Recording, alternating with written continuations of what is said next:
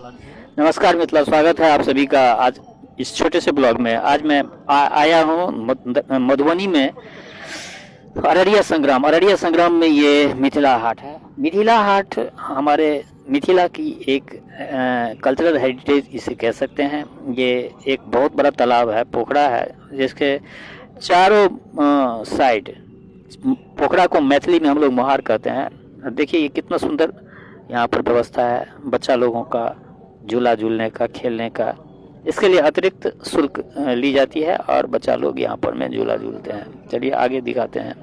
आगे देखिए कितना सुंदर है ये, और इसे भंसाघर कहा जाता है। ये भंसाघर मीन्स किचन। किचन जिसको आप अंग्रेजी में किचन कहते हैं, मैथिली में हम लोग भंसाघर कहते हैं।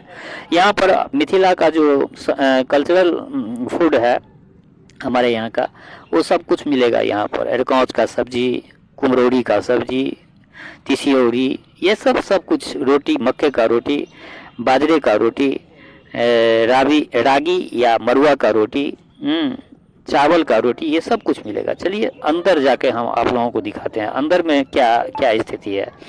अंदर भी आप लोगों को मैं दिखाता हूँ। ये देखिए यहाँ भी भंसाघर लिखा हुआ है हिंदी में, और सब कुछ एकदम बिल्कुल गांव सा। गांव ये घर है, गांव का जो घर होता है वो कच्चा घर वही है।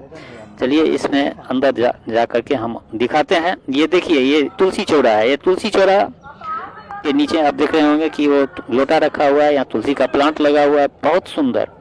ये मिथिला का दर्शन, आप मिथिला दर्शन कर सकते हैं। देखिए कितना सुंदर है। हमारे मिथिला के गांव में ऐसे ही हर आंगन में ये ऐसा ही व्यवस्था होता है। चलिए आगे देखते हैं कि किचन के अंदर भंसाघर में महिलाएं कैसे मिट्टी के चूल्हे पर ये यहाँ पर में फूड तैयार की जाती है। सब महिलाएं मिट्टी के चूल्हे पर खाना पकाती है, कोई गैस का नहीं। देख रहे होंगे हाइजेनिक तरीके से पूरा एकदम बिल्कुल मेंटेन करके, हाइजीन को मेंटेन करके यहाँ पर भोजन पकाई जाती है और लोगों को परोसा जाता है। लोग अपने परिवार के साथ आते हैं। देख रहे होंगे कि अभी बहुत सारे लोग यहाँ पर बैठ के भोजन कर रहे हैं। अपने परिवार के साथ लोग आते हैं और लोग भोजन करते हैं।